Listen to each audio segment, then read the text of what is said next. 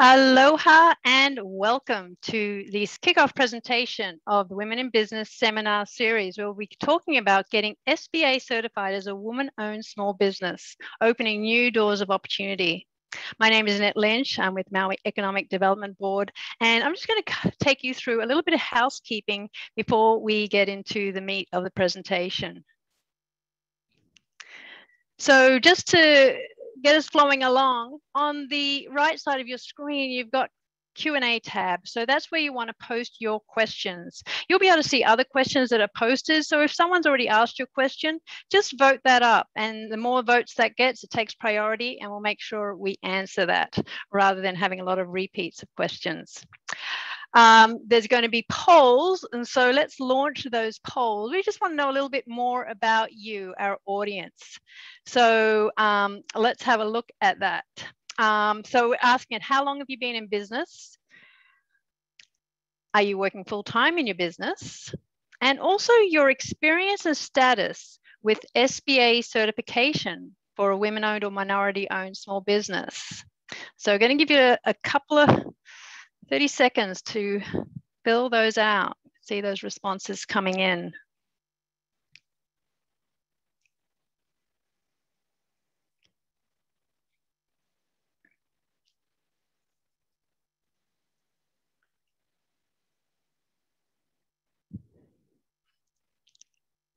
And while those answers are coming in, I'm just going to make sure, hopefully you can hear me.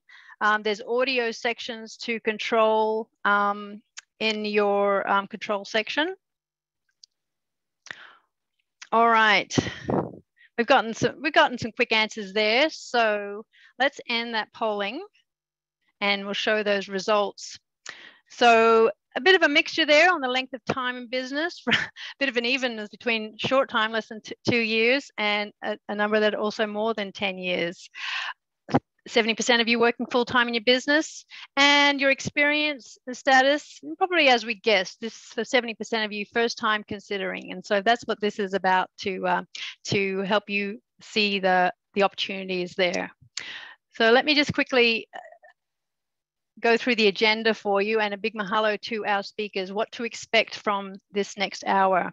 We have Sean Wirt will be up first, and she'll be talking about the work she and her team does with the Minority Business Development Agency, Enterprising Women of Color Business Center, and what they can do for you and your business. And she'll also be introducing a speaker, a female business owner that has been certified, and her experience with that. Then Gary Alberts, business consultant with MEDB, will be talking about the numerous opportunities for businesses once they are certified as a women-owned or minority-owned, as the various other owned small businesses. And then we finish up with Wayne Wong of the Small Business Development Center here on Maui, and talking about a little bit more of the specifics. What are the steps taken to getting certified? And we will have time at the end for Q&A. So post those questions and we'll be making sure of it.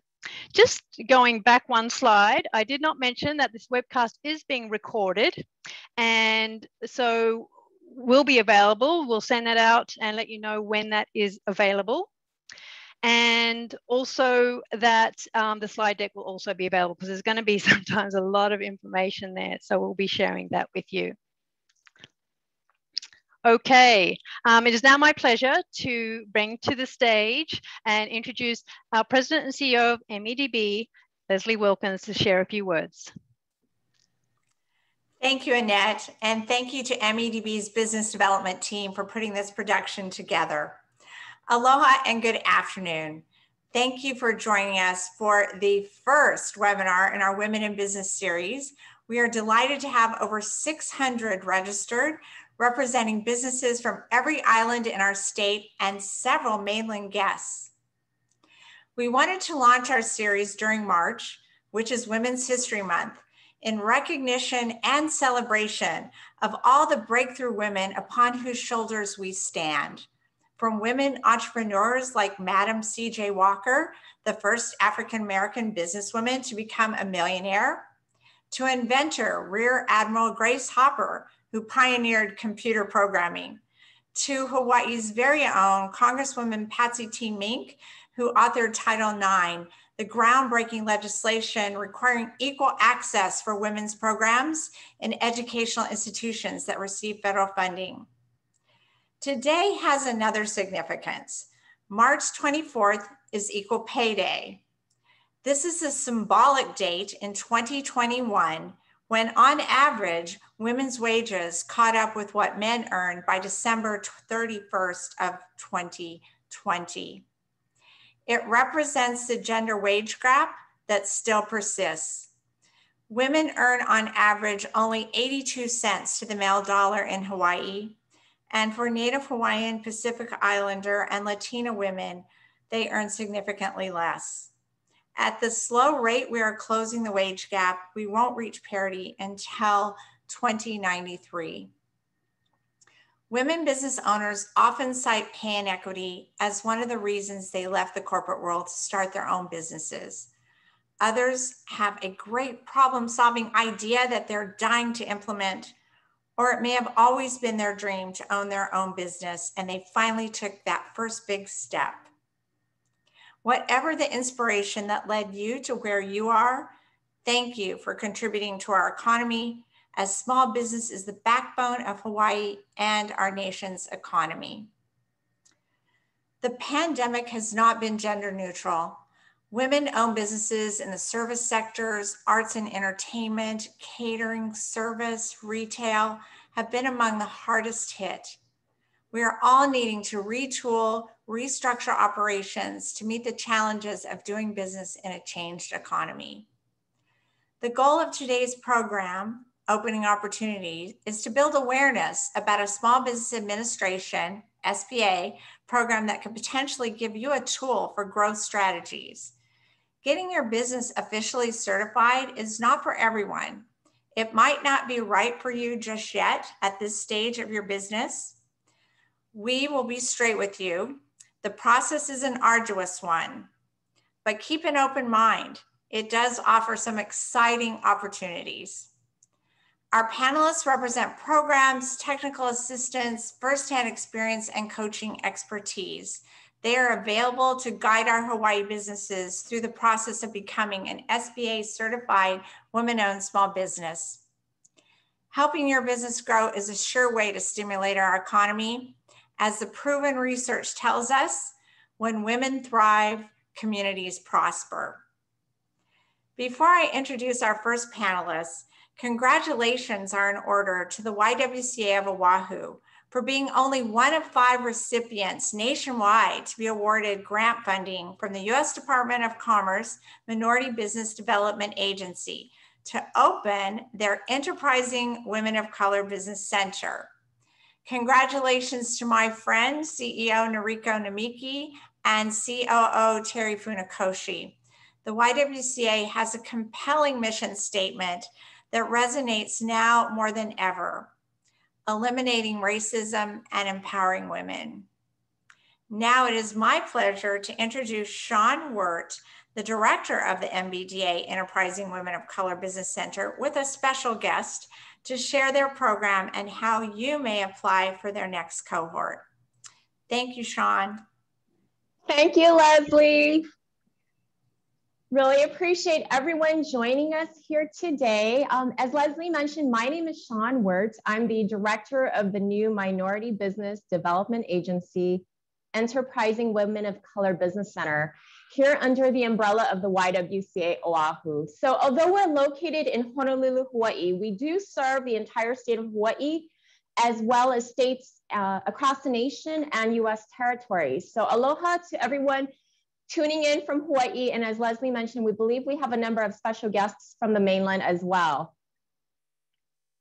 On to our next slide. As Leslie mentioned, we're one of 5 new business centers in the, thank you. We're one of 5 business centers established in the US by the US Department of Commerce under their agency called the Minority Business Development Agency. We are delighted to have received a 2-year, $1 million grant to begin the center. And our focus is threefold. Our focus is to help minority women-owned businesses grow through 3 prongs. One prong would be business analysis, Second prong is market access. And the third prong is access to capital. So today we're addressing market access. And with that specifically, business certifications for women or minority-owned businesses. I'd like to go on to the next slide for some quick facts for context. So nationally, almost half of women-owned businesses are owned by women of color. Minority women businesses are the drivers for economic growth in communities across the US, with over 6.4 million businesses employing almost 2.4 million people and generating over $422 billion in revenue. It is a fact that women reinvest 90% of their earnings into their families and communities. For Hawaii, according to the DBED 2019 information, which is the latest we have, there are over 44,000 women-owned businesses generating over $7 billion. As mentioned, our center offers a number of things. Specifically, we are offering free one-on-one business and financial counseling to help your business grow, as well as innovative workshops and resources responsive to growing your businesses, such as the one here today that we've partnered with MEDB and SBDC on. If we can skip over a couple slides, sorry about that, I'll try to prompt. Okay, there we go, just one. Oh, actually, we might have gone one too many. Just one moment. Okay.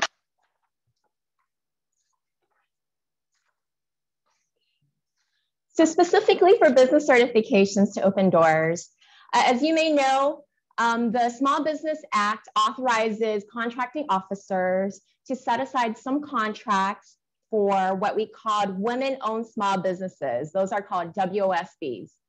On top of that, there are set-asides for EDWOSBs. Those are known as economically disadvantaged women-owned small businesses. Collectively, this is known as the WOSB program. So the whole purpose of this act is to level the playing field for women business owners. There are also other set-asides for categories such as minorities, disabled veterans, and what they call hub zones. Hub zones, that stands for historically underutilized business zones. And on to the next slide.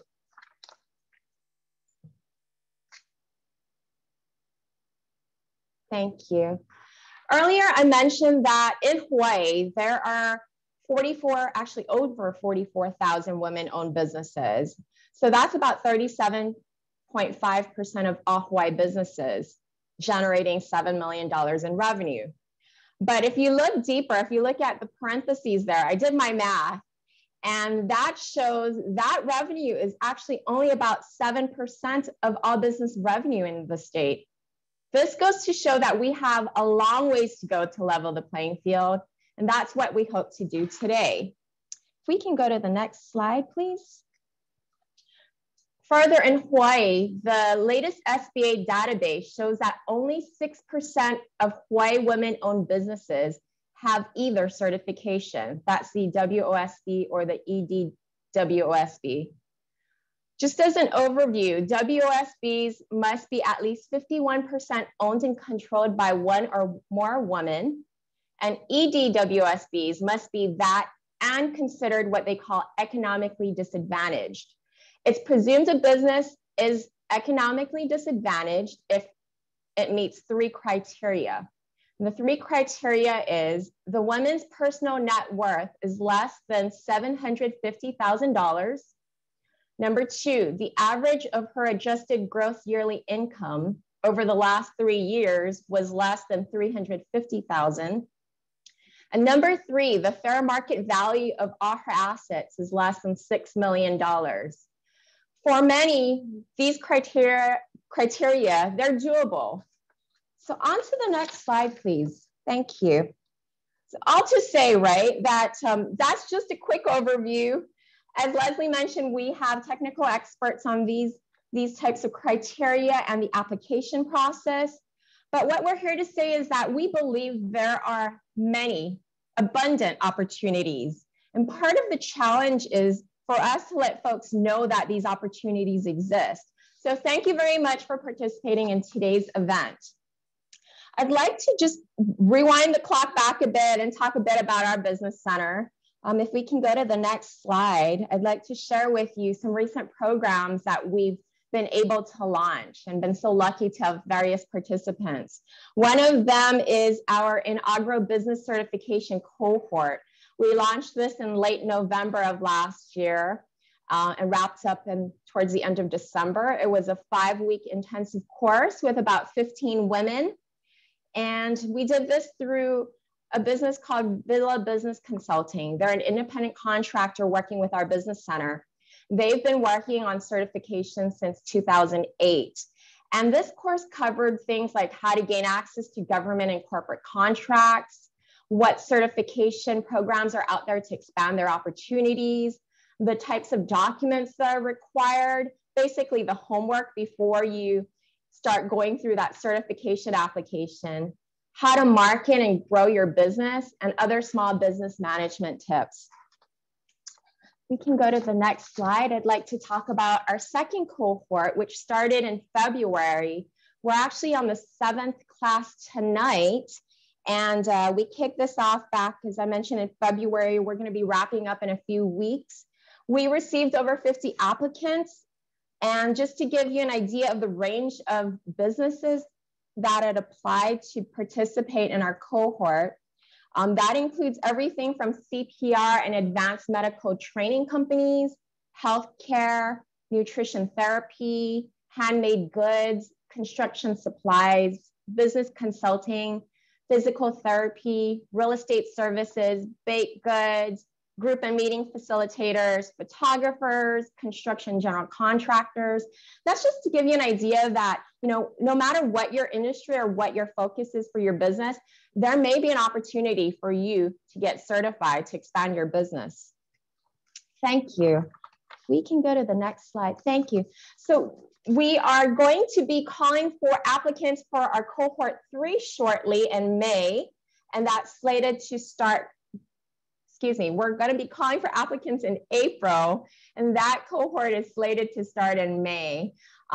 We will be seeking applicants who have been in business for at least 2 years, ideally, and have at least 1 full-time employee. So thank you for those who participated in the poll earlier. That's really helping us to shape the criteria. Of course, we'd love to help any women-owned business out there, minority women-owned business. But our focus for now is, I think, businesses in business for at least 2 years with at least 1 full-time employee. If you don't qualify for those criteria, we're happy to help you in other ways, whether through referrals or our business or financial counseling.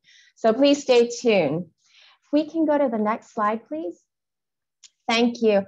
Another recent program we had was with the MBDA EWOC National Office. They were able to, for example, have procurement officers from Walt Disney Corporation talk about the opportunities in terms of supplier needs and process. So this is just an example of one of the many ways you can participate with our business center and continue to stay in touch. Sometimes there may be workshops that you're not able to attend, but there are other workshops that maybe you're more interested in. So especially during the Zoom age, we'd really invite you to stay in touch with our business center. We think that there may be at least one way we can help y'all. And then if we can go to the next slide, please. Thank you. So I've already mentioned counseling, but we've found through feedback from various clients that business and financial counseling they're the top needs of many businesses. And tying back to the certifications we're talking about today, sometimes it's a matter of getting some guidance about your financials, whether it's your profit and loss or cash flow statements, that will really help you take that next step towards applying for a business certification. So I'd again urge you to please continue to stay in touch with our business center to take advantage of all of these services and programs. And I should say, and I haven't had a chance, all our programs and services are free. So please don't hesitate. If we can go to the next slide, thank you. So I believe the slide deck will be shared with participants after the fact. So these are links. Please, if you're interested, complete our web intake form. Tell us more about your business basically through that form. Of course, please stay in touch with us. We have a website, Facebook, Instagram, and LinkedIn for the latest news. And we'd appreciate you spreading the word to other women or minority-owned businesses.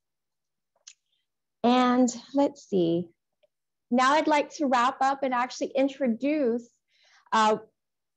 one of our participants from cohort 1 that I mentioned earlier. Cohort 1, again, was the business certification course.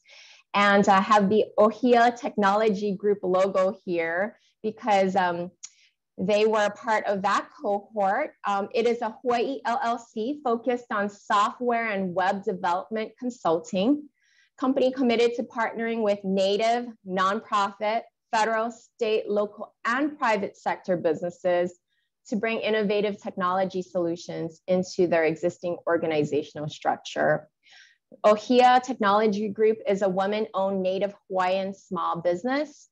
And today joining us is its founder, Wendy Awai-DeCrube. Among other successes, her company developed a multi-unit growth mobile-centric software solution to a national restaurant franchise. And this platform included a franchise sales and marketing automation solution, personalized to serve a business with more than 25 locations in the United Arab Emirates, Kuwait, Qatar, Bahrain, Saudi Arabia, and Cyprus. Locally in Hawaii, Ohia has consulted in web development and maintenance for the likes of Kauai Hao Church, Aloha Delivered, and Pint Size Gourmet, just to name a few. Very accomplished, Wendy and her group. Wendy is in the final few steps of applying for, I believe, her WOSB. So please help me welcome Wendy. Thanks, Shan. Thanks, Wendy. Wendy, I have a few questions for you. Why don't we start with, if you could please tell us briefly about your background. Okay, well, I was born and raised in Honolulu, Hawaii. I graduated from McKinley High School, class of 1987. And shortly after graduation, I moved to California, and I ended up traveling internationally, managing exhibition shows for a local company in Newport Beach. So I did that for a few years. Eventually, I was offered a job overseas in Dubai, United Arab Emirates, working for IT company Cisco Systems, who were just opening their sales office in the Middle East in 1993. I worked for Cisco as their regional marketing communications manager for 15 years, and at the same time opened a Japanese restaurant, which is now the largest Japanese restaurant chain in the Middle East. So my experience is mainly in IT, marketing, restaurants, and franchising. Wanting to start a family, we relocated back to Hawaii in 2007 with my husband, who is from Lebanon, and we have 2 children, ages 11 and 13. Thank you, Wendy. So how did you first hear about business certifications? I initially learned about federal contracts and certifications through the Council for Native Hawaiian Advancement. I took one of their cohorts in early 2020 when COVID started. And it was how to kind of repivot your business during COVID. And since all of the restaurants in Dubai had stopped, or basically stopped, closed for 6 months, I was literally out of a job and didn't have a backup plan.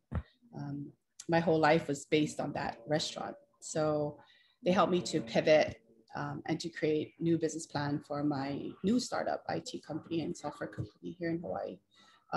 But when CHNA heard that YWCA were having a certification program for women-owned businesses, they emailed me and a bunch of women that were in our cohort and told us to apply to their first certification. So yeah, I did immediately. Thank you, Wendy. Could you please tell us about your experience with that first cohort? Okay, so I joined the cohort in November, but mainly I was just curious to see how certification would help my business to grow outside of Hawaii. I mean, I was so focused on you know, most of my lifetime has been spent internationally, so I only focus outside, and I have no experience running businesses here locally in Hawaii. But I knew that it was going to be difficult. I mean, they already told us in the beginning it was going to be difficult and overwhelming, and it really was.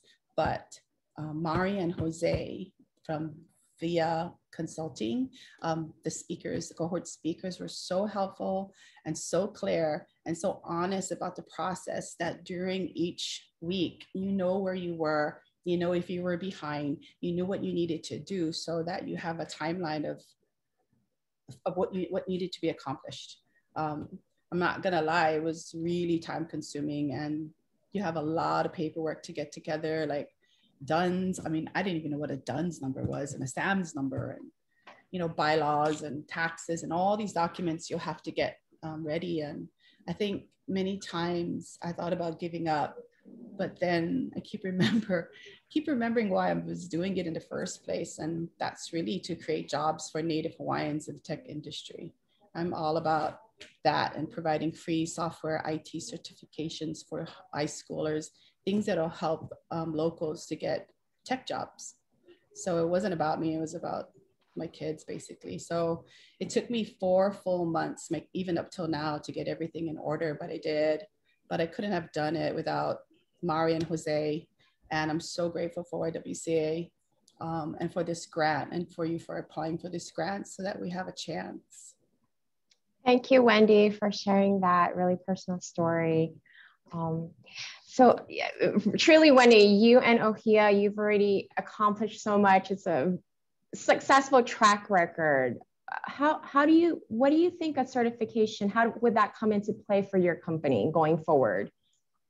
I think, well, right now we're still considered small, right? I have 2 tech guys that I work with and myself, and I do most of the consulting. So I can only take a few projects every year. But I think what I've learned is with the certification and a small business loan I hope to get, I can start competing and growing and applying for larger contracts locally, nationally, and internationally. I just don't believe just because we're small doesn't mean we can't compete globally. And I just always think that Hawaii should be out there. I have so much experience in the Middle East that, you know, everybody loves Hawaii and they would love to do business with businesses in Hawaii, but we just are so quiet. Mm-hmm. I just want I don't want that to happen anymore. Thank you, Wendy. Do you have any last words to add? I think if you're considering really think about the future of your business long-term. If you're thinking really long-term, the pain, blood, sweat, and tears you're going to put into the process of putting your certification together, all the paperwork is so worth it. I mean, just don't give up. It's hard, but I wouldn't give up. Just get it done. Do it. We need more women-owned businesses to get certified. Thank you, Wendy. Thanks so much for sharing your story. I hope this inspires others. Hard work, but hard work will pay off. So thank you so much for joining us today. I think that wraps up our section of the panel for today. Thank you.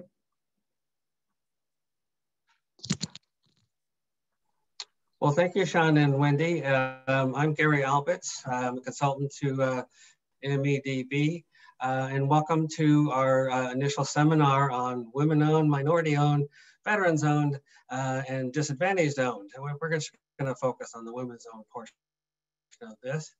And just happy to be here. The reason I was asked to do this is I've taken several people through this process here in Maui. And as she just said, it's a very arduous process. I saw something in the chat about the applicability. Almost all of these processes are applicable all across the U.S. We're just sitting here in Maui and Hawaii, and you can use your own local resources. So this presentation and other presentations and documents will be available for you to follow, with details to follow, that is. Let me start in. In this new age that we're entering, recovering from COVID and major unemployment, companies are going to be considering rehiring, hiring, or outsourcing, sort of the gig economy, philosophy. This is a time to carve out a niche for yourself. There are multiple doors, as we show here, available to you to go through the process to become certified as a women's owned small business. Many of these doors and opportunities are based on multiple skills. So don't think you have to provide it all by yourself. As Wendy was just saying, she's going to grow, and one thing you might want to do is consider partners. I'll talk about that later. On Maui, the next slide, please. On Maui, there are 17,000 registered individually owned businesses. This means no or few employees. This is a cottage industry. And mostly this means these are sole proprietors, typically based using their Social Security number and reporting their taxes like on a Schedule C. Now notice that 40% of that is women owned on Maui, and 40% are minority owned. I don't know how the US Census Bureau did their math there, but less than 10% are veterans owned. Next slide, please. Today, we did a quick survey of all you folks. There's a pretty wide breadth of industries represented. It's really great to see all of this. And hope to have different focuses and capabilities for you all. All right. Now this hour-long seminar is just a starting point. We want to partner with you and with other partners such as the YWCA, and we're working this to create awareness. And this is a journey, and we want to partner with you. So open your imagination, use your creativity to see what is possible and how you might be able to participate. A lot of this is very daunting, as Wendy just said, and you may not want to do it all by yourself. Now, on the next slide, where are you in your business process? Are you just having an idea percolating? Are you starting to develop and qualifying a product or service? Tap on it, please. There are, yes, keep going. Do you have customers and revenue, and do you need to add new services or products? We're here to help you on all stages on this roadmap and how to go forward. The next slide, thank you, there you go. This whole process is a continuum, depending on where you're at. We put a few sample organizations that can help you out in your process. Some of them are available in multiple areas, but it would make the slide too confusing if we put everything that everybody does here. One of the things that I would like to note is the Patent and Trade Office. They offer research capabilities to check out your idea, check out your company name and trademark. Has it already been used? Has somebody already claimed it? Has your product already been patented? That would be a bummer. Now, is there a hole in the innovation? While you do your research, do you see that there's a big hole? Maybe that's a need that could lead to being a winner.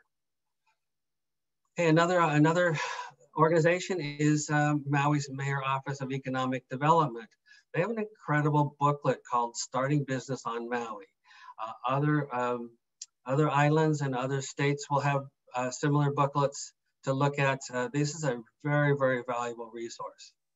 Also working with the SBA or the Small Business Development Centers, they'll know what's been done here locally, and they'll know what has succeeded and what has faced challenges. They'll help you avoid a lot of expensive, they could be very expensive trials and tribulations. As you progress to define your product or service, speak with others and speak with these groups. Join their seminars, look for resources to aid your progress. Don't be a stranger. We've had businesses come to us for help. We've got them moving along, and then they go off the radar for months and then resurface after some time and with a major challenge, can you help me? We could help you a lot better if we guide you along step by step versus several months down the road when you've gotten yourself into a big challenge. MEO here on Maui has an incredible business class, for example.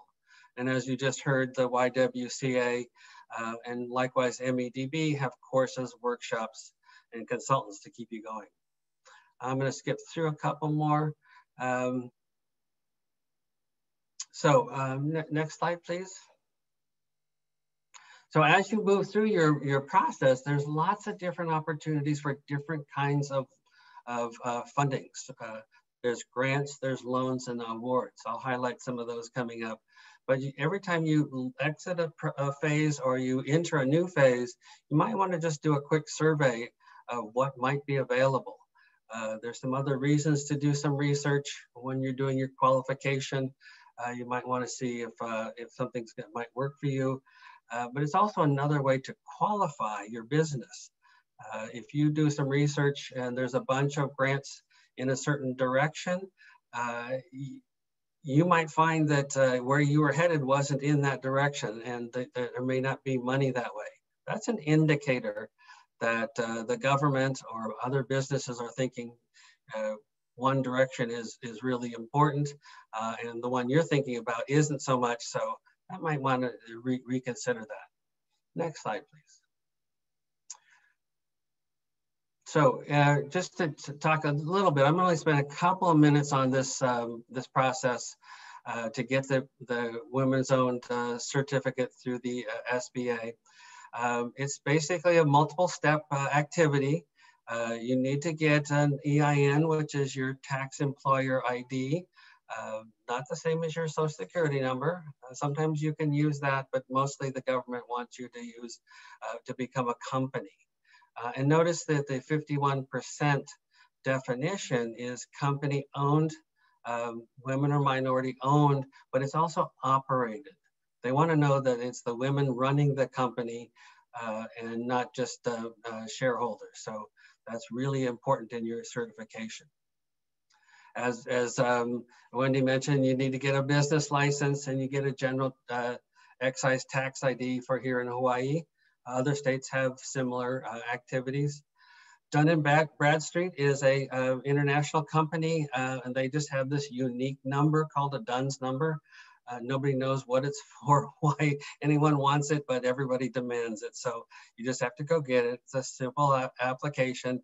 It takes about 30 seconds to get it. I think it's free. And then once you do that, you can apply to the sam.gov. That's the US government registration for businesses.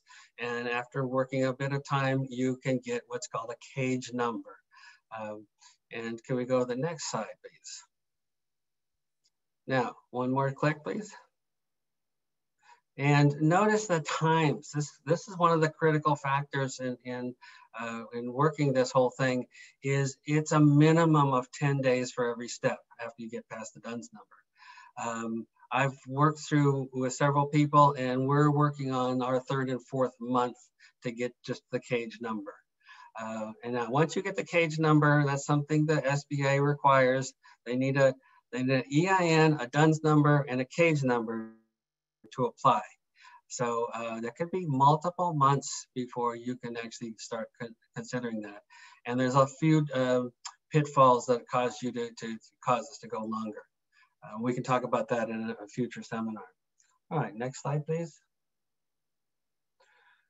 So what doors are open to you once you do get that certification of being a woman's owned? And it's the same process for minority owned and veterans owned and disadvantaged owned. Disadvantaged business, that is. What businesses are open?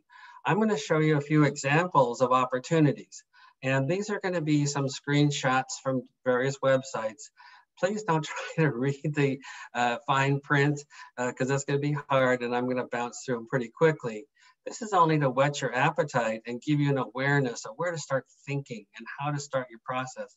Use this in your business qualification and let us know in the future through our surveys where you want to look and where you want to go.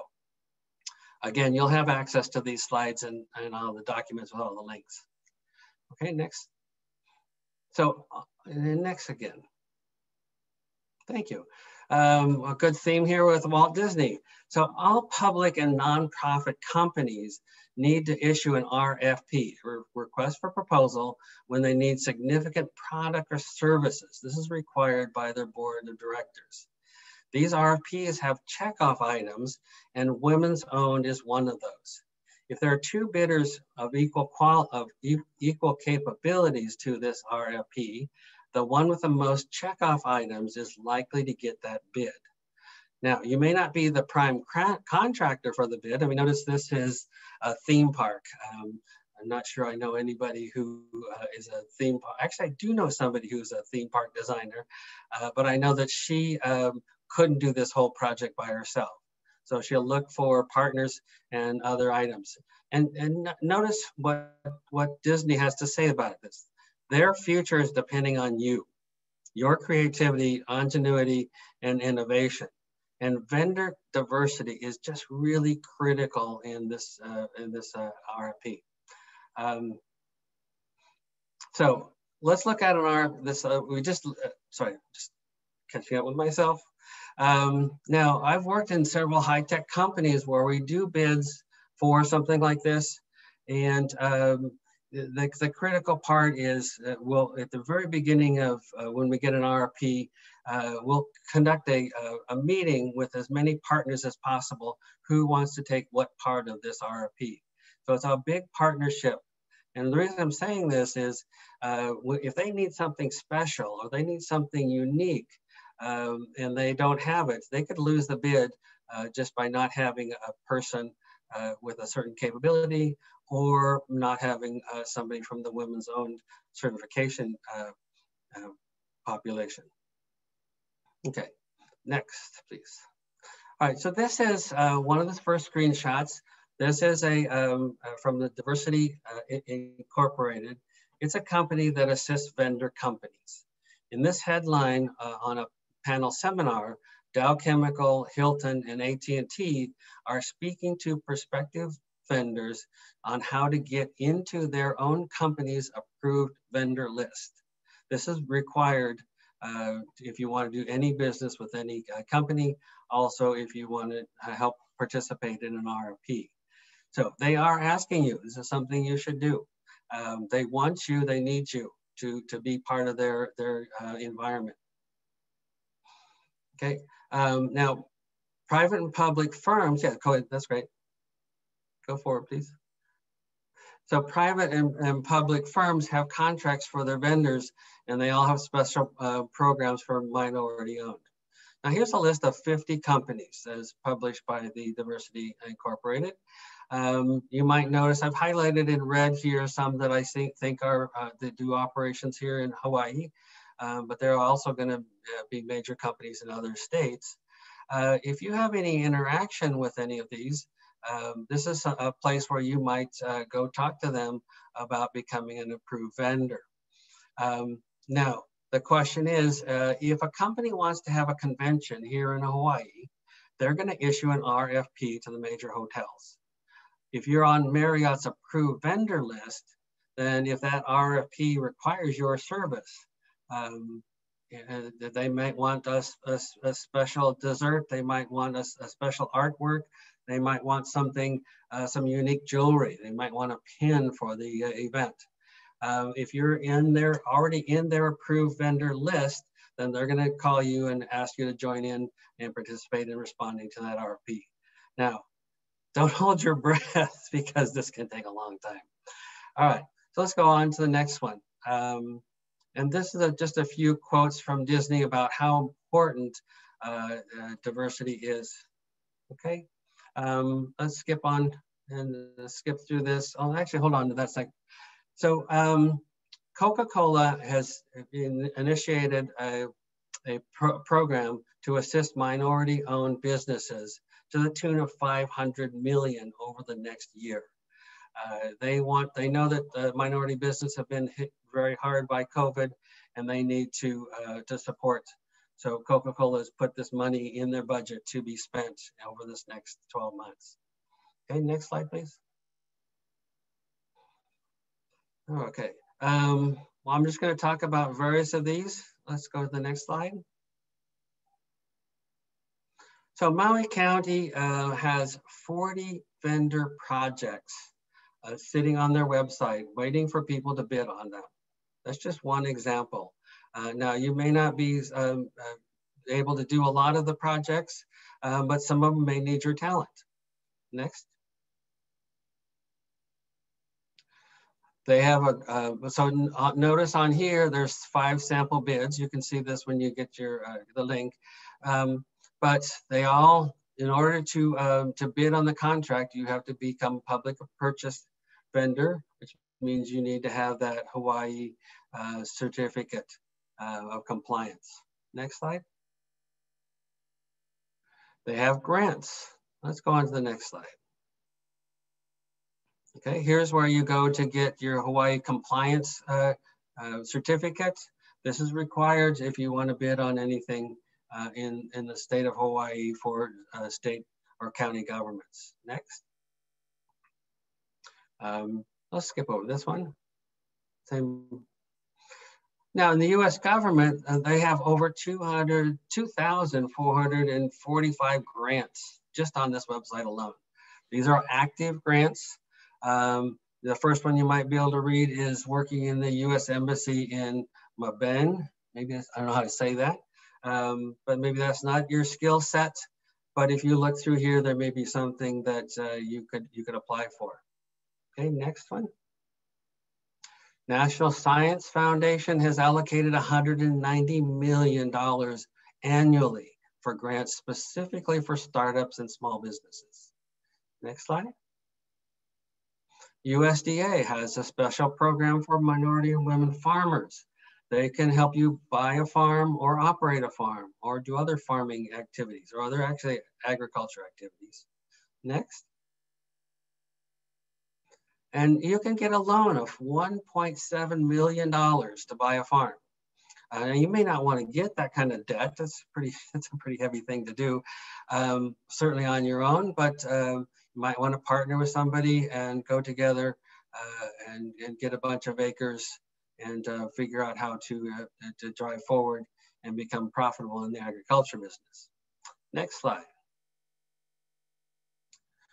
The Small Business Innovation Research, SBIR, again, has special programs for women-owned and socially economic disadvantaged businesses. Funding.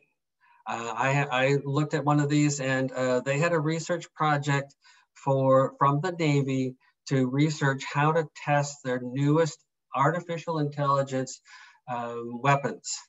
Now, I don't know why they have to research that, but since I know artificial intelligence and I know how to do testing, I applied for it. Haven't gotten it yet, but and I'm hoping it isn't about dodging missiles, but go on.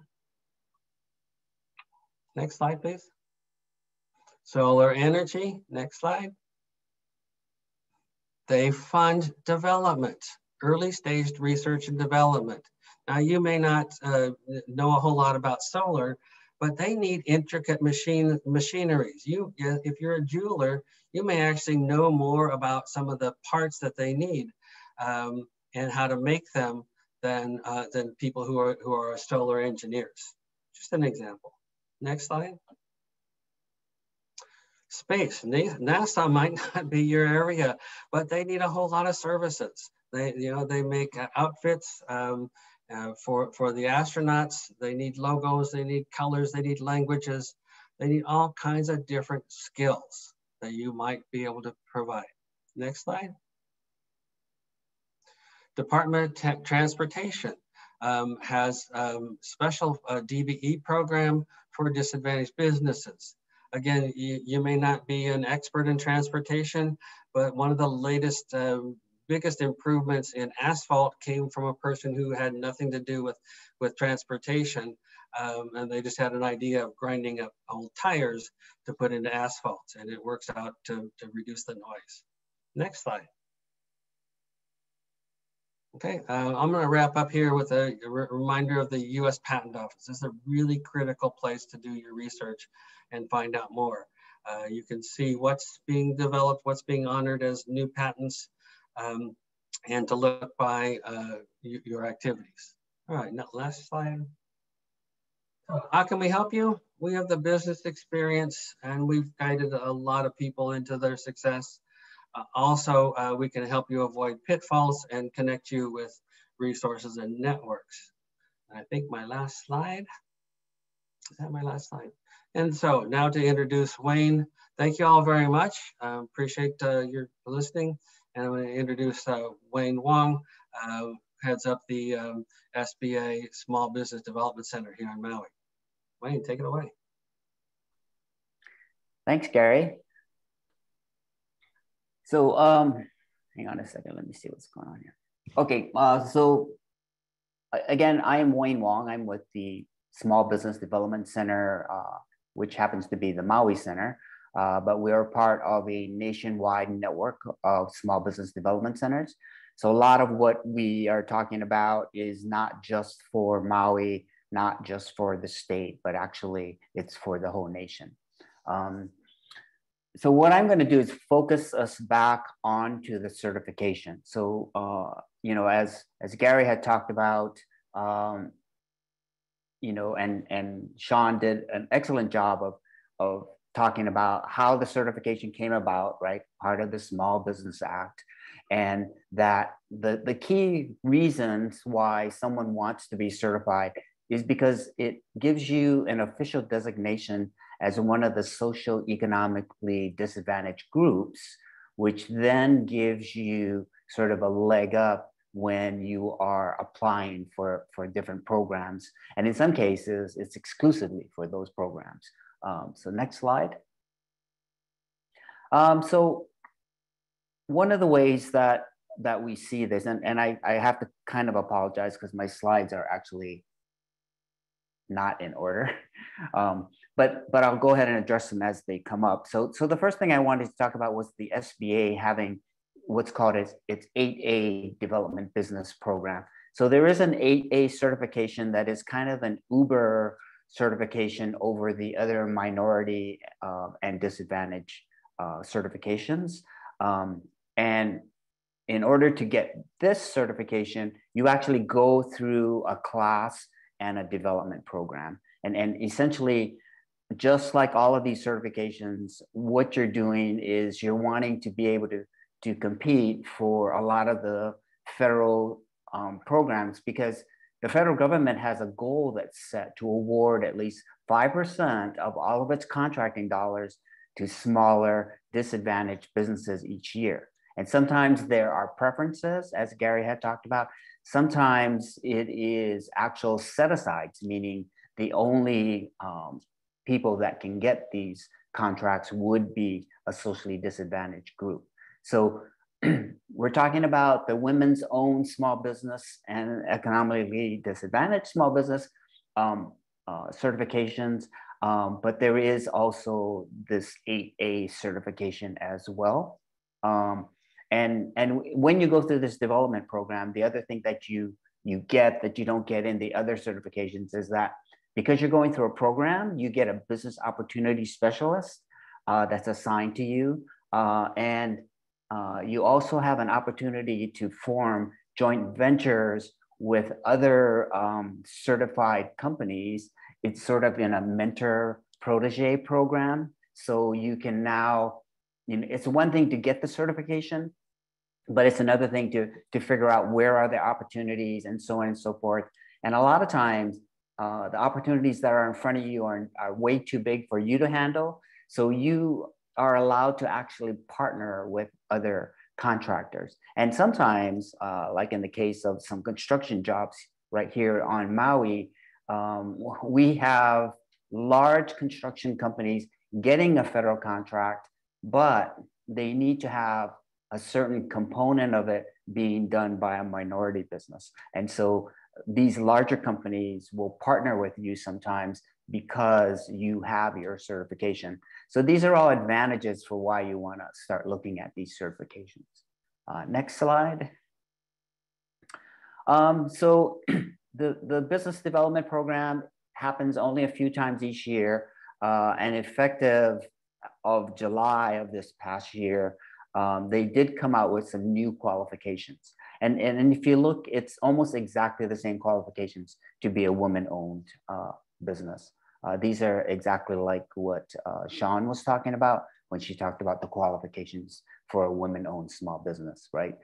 Small business, per the SBA published guidelines, not have been previously participated in the program, at least 51% owned and controlled by a US citizen and be socially and or economically disadvantaged, and then have a personal net worth of 750,000 or less, adjusted gross income of 350,000 or less, and then assets of $6 million or less.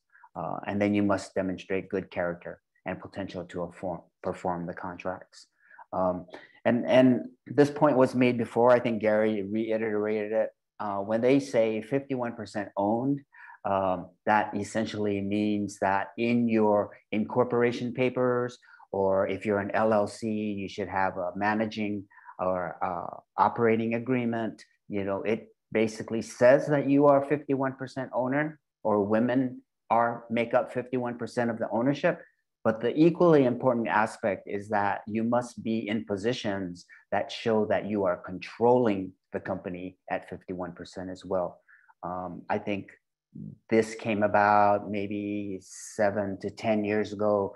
A lot of people would put their wives, you know, as a 51% owner, but the wives never even participated in the company, right? So you can't do that, right? You have to actually not only legally be 51% owner, but you have to control the company at least 51%. Okay, next slide. And so kind of above this program and the individual certifications, the SBA does have an Office of Women's Business Ownership. And their mission is to enable and empower women, right? So it provides management and technical assistance. And so you'll see the Women's Business Centers. And then I'll talk about one that's in Hawaii. And then through its outreach programs, they coordinate SBA district offices. So in Hawaii, we are District 9. And so they have an office in Honolulu, as well as training, counseling, and other programs. And then a lot of the programs that they create funnel down to us. And so SBDC is a technical partner for the SBA. So a lot of times when they do implementations of things, they don't actually have their own staff. They will create the programs and then have the SBDCs or the Women Business Centers, which in the case of Oahu would be the Patsy Mink Center, actually implement the programs. So that's kind of how this organization works. Next slide. And as I said, the Women's Business Center on Oahu is the Patsy T. Mink Center. So I included their information here so that when you get these slides, you have a way to contact them as well. Now, Sean's organization is sponsored through the Department of Commerce. So they actually perform exactly these same kinds of offerings and functions as the Women Business Centers. It's just that their funding comes from the Department of Commerce, whereas Patsy Mink Center comes from the SBA. Next slide.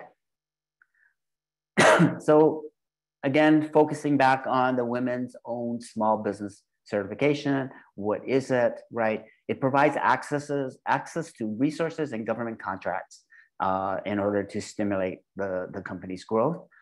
It's the certification is coordinated by the SBA, and then it allows you to have what's called leveling the playing field in the federal contracting arena. Because when you apply for these grants or contracts, you know, you apply and you get points, and what happens is if you have any of these minority or socially disadvantaged certifications, you get extra points. Or like I said, sometimes they even have contracts that are called set-asides, meaning this one's got to go to someone with a certification, right? And then you get access to resources such as the Women's Business Center, the SBDCs, which is us. And then as Sean pointed out again very well, there is a subset of the women's own small business certification called the economically disadvantaged, women's owned small business programs. And again, why have that designation? Because when you go and you compete for these contracts, you get sort of like double points, right? So in the scoring, not only are you a woman-owned small business, but you're socially and economically disadvantaged as well. So again, all of these certifications are really great to have in terms of leveling the playing field whenever you go for competitive things. And then the other thing to understand, and I think someone asked about this, so does it only work for federal programs? No. In fact, as you see when Gary was talking about the various opportunities, many other people that give out grants, like the county and the state and other municipalities, or even the loan process, right? If you go out for different loans, a lot of times they want to give, again, socially, economically disadvantaged people a leveling of the playing field to apply for these things, and they will utilize the SBA certification. So even though it is like an SBA program, the benefits go beyond things that are just SBA or federal. Next slide. So this is exactly what I just talked about again. The other interesting thing is, whether you know it or not, a lot of times when you apply for federal programs, you have to have a certain NAICS code, and NAICS stands for the North American Industry Classification System. And these are 6 digits that indicate what kind of industry your business is in. The reason for having that code is because what's going to happen is that when you apply for a federal contract or something, they will tell you these are the skill sets that we require. We require businesses that have these NAICS codes. What's cool is that the SBA has authorized a number of NAICS industry groups specifically for women-owned small businesses and the economically disadvantaged women-owned small businesses. And what that means is it just helps streamline the process. So remember, I talked about there are some federal opportunities that would be set-asides. So all they would do is, instead of like putting the NAICS code for construction, they would put the NAICS code for women-owned construction. And that way it makes the bidding that much simpler, and you're not competing against all these others. So that's another advantage of having that certification, is that now you'll be able to use these women-owned NAICS codes. Next slide. And then this is, again, exactly the same thing that Sean talked about. These are the requirements. You have to be a small business, 51% owned and controlled, and US citizen. There are no rules governing time in business. So somebody asked that question, how long do you have to have been in business? You can be a startup, and as long as you meet the next, you can be a startup and start your certification application.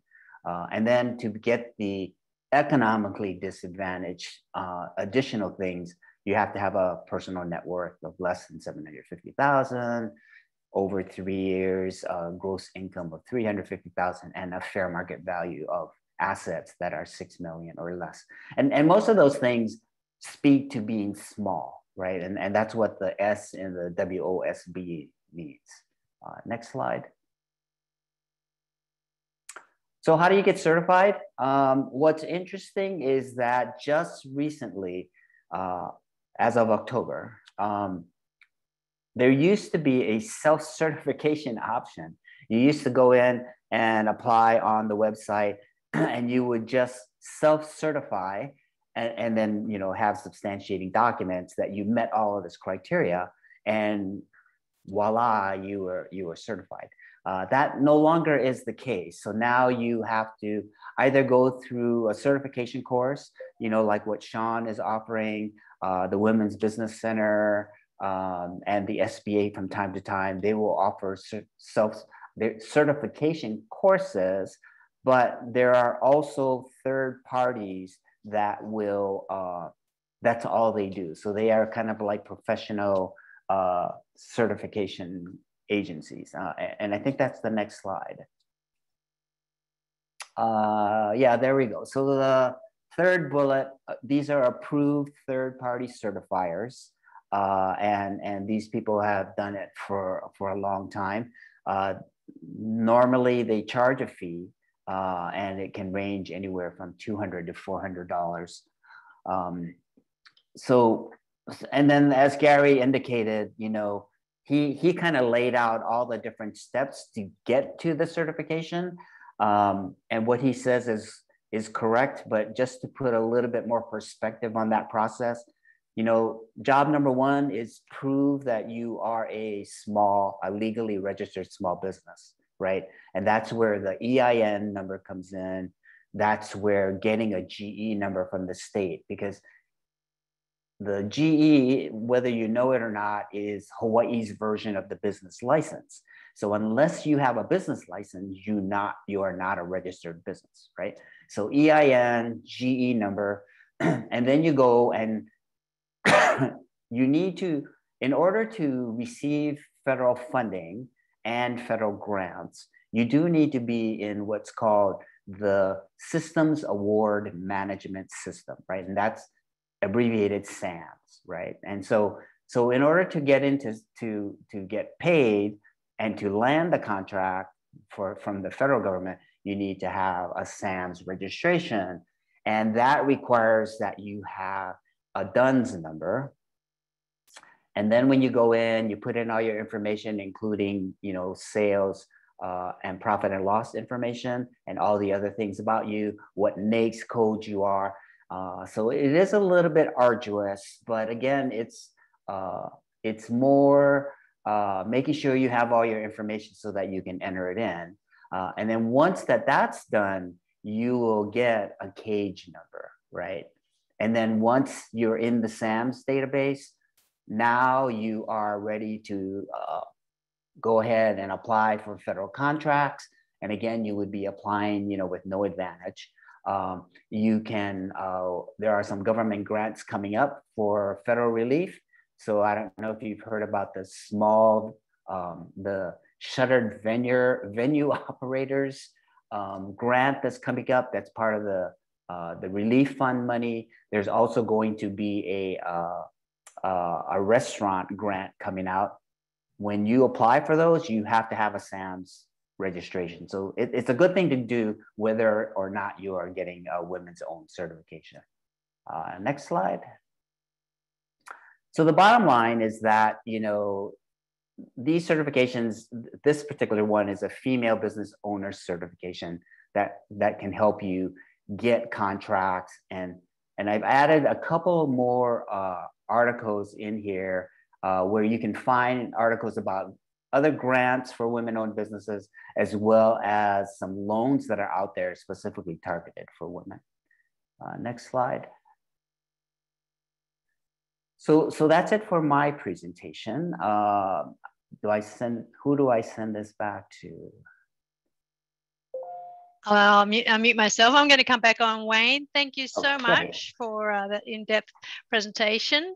And I'm going to stop the share there as well and invite everybody else onto the screen as well. We've left very little time for questions. And, you know, thanks. I've seen a lot of the panelists actually typing in questions and answers. So I hope that's helped. And any questions that we don't answer, we will be posting. We'll make sure our team gets those answers, those questions answered. I'm just going to go to the very top, and hopefully we've all got a couple of minutes. Hopefully you can stay as well to answer some of these questions that are at very the top. And so a lot of questions around the employee. I'm going to go to the very top. I am a woman-owned business owner. Would I benefit from any grants for women-owned businesses if I register, please? That's a fairly generic. I think we've answered that one throughout. So I'm going to go to Susan. I work full-time with my business, file a Schedule C, so not treated as an employee. I have 3 part-time employees. Do I meet the requirements for cohort 3? So that's a question for Sean. Yeah, hi Susan, and actually I received a number of inquiries, so thank you so much. Interest in our cohort 3. we're continuing to develop and refine, and you will be the first ones to know about the criteria. So if you can, please go to our website. It is on the slides. Otherwise, social media, that's where our latest information will be. We'll be releasing that in April, and then the class would start in May. So no worries, you're ahead of the game right now. Thanks, Sean. A lot of interest, I guess, with COVID, businesses wanting to move to Hawaii. Will companies who reside in different states be considered for opportunities in Hawaii with proper Hawaii certification? Perhaps, Wayne, you could speak to that. Sure. So remember that the certifications we're talking about today are not Hawaii specific, right? These are nationwide certifications, in fact, international wide certifications. So whether or not the certification can apply to an opportunity is totally about the opportunity solicitation. So in the solicitation, it will tell you, like it may say, you know, you need to be small business, women owned, and they may not even require the certification. Or sometimes they will say you need to have a WOSB certification. So don't, most times if there are jurisdictional or geographic limitations, it'll be in the solicitation. So when you see an opportunity, just read the certification and it'll tell you, or the solicitation, and it will tell you, you know, whether you need to be a Hawaii resident, whether you need to be, you know, where is, it's mostly going to be, where is your company registered, right? Thank you, Wayne. I'm just scrolling down. A lot of them are not so much questions and statements. An LLC tax as an S Corp, is that allowed? It is allowed. So you are an LLC, but for tax purposes, you've decided to be taxed as an S Corp.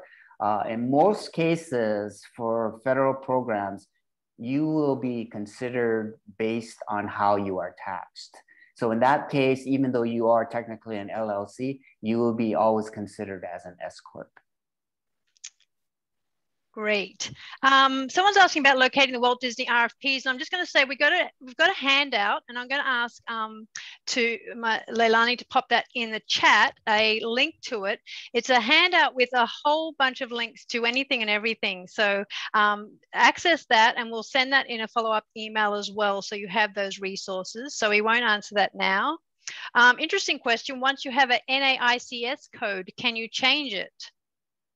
Yes, you can, because interestingly, those codes are self-assigned, and you're not limited to one, right? So sometimes in the registry, like in the SAMS database, it will ask you what your NAICS codes are. They'll say what's your primary, what's your secondary, and then list any other that you want to be considered for. So and so if you put one and you no longer do that, then the next time you answer any question, you just don't add it in there. So NAICS codes are out there as a classification, but they are self-assigned. Mm-hmm. And are there specific women-owned codes? Hold on. And Wayne, there are some that aren't accepted by the women's owned process. So you want to check that list first before you grab one. Right. Okay, so that's probably what that question refers to. And I don't know if this is relevant.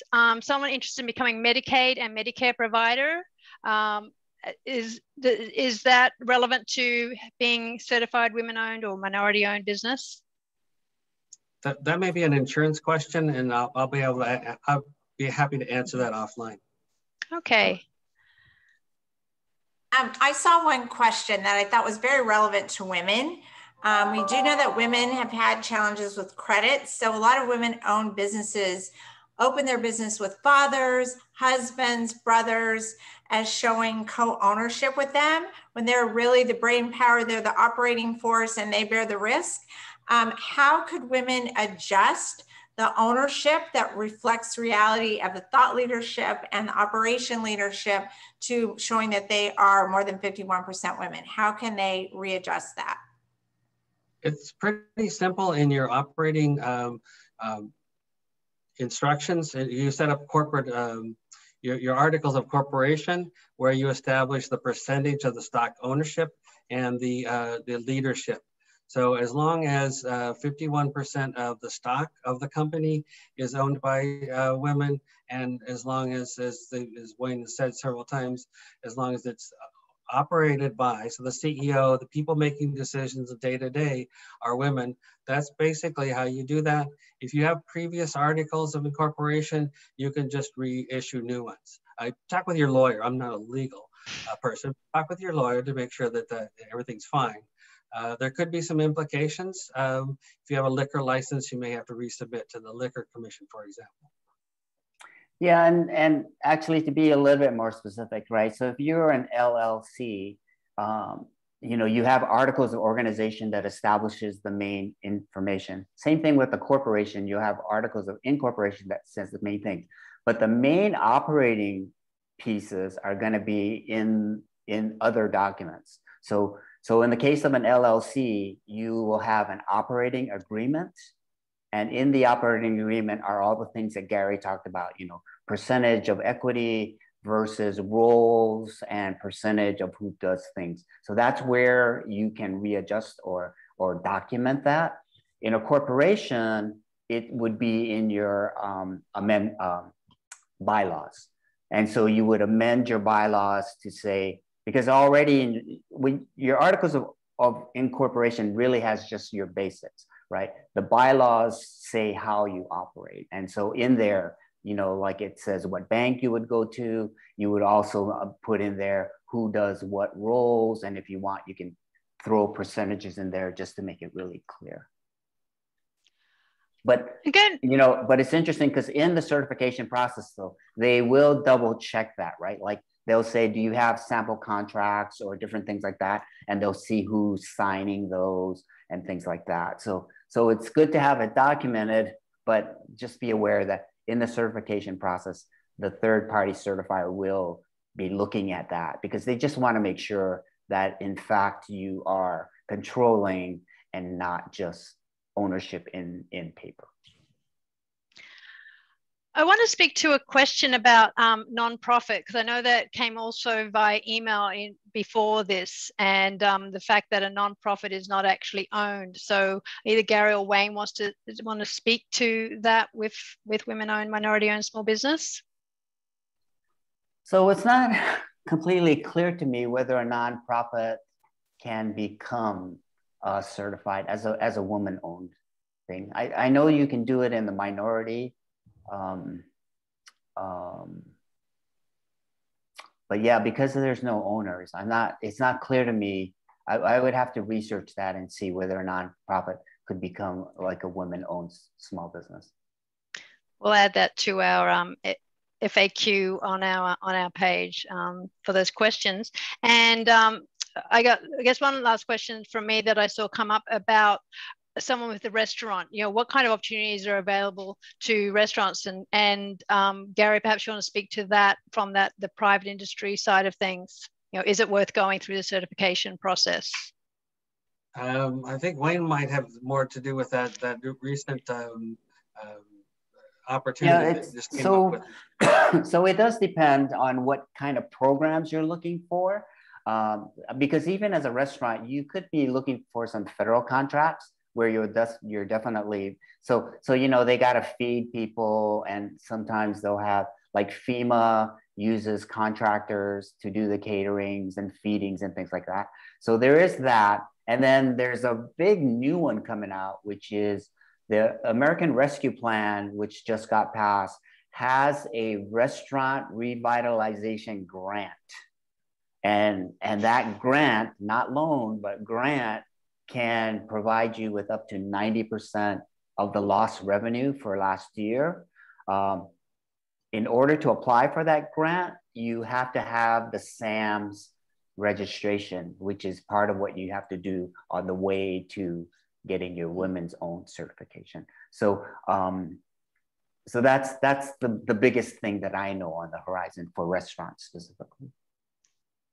Great, thank you so much. I'm going to wrap up. There are lots of little questions along that I'm sure we can post them on. I do see a question that said, I already have all the the DUNS, the GE, the SAM code, etc., who do I contact to start the certification process? Someone's hungry to get going. So a quick and easy one is on my slides where I talk about where to get certified. There's these third-party certifiers, right? El Paso Hispanic Chamber of Commerce, National Women Business Owners Corporation, U.S. Women's Chamber of Commerce, Women's Business Enterprise. That's the fastest, and it's pretty straightforward. And it's $200 to $400 for a fee, and they run you right through their program. Great, because there was a question about the fee as well. All right, we have your contacts here, and again, that's on the slide for people to reach out. Who did you gravitate to or contact all three? It's just some last minute remarks. Sean, would you like to add anything? Sure, thank you.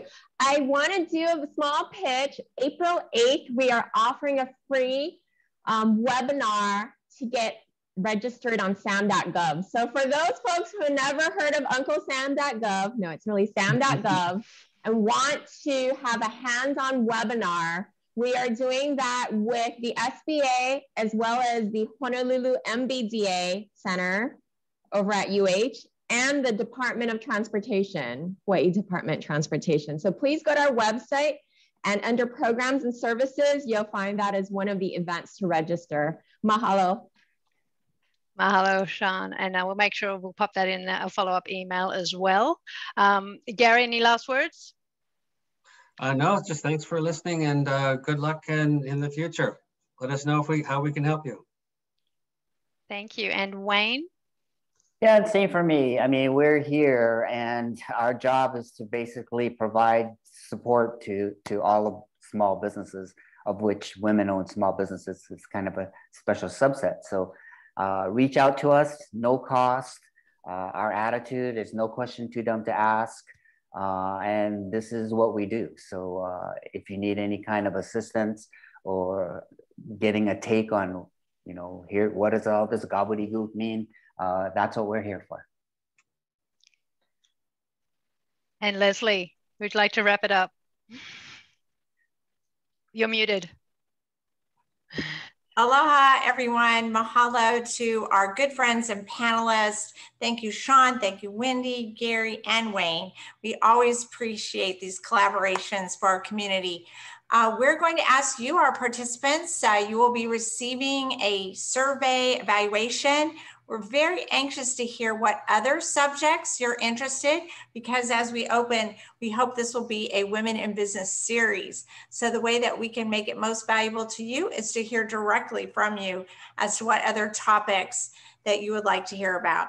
So we look forward to collaborating with our partners again. Best of luck to you. We really need you to rebuild our economy. Take care, everyone, and be well. Hello, goodbye.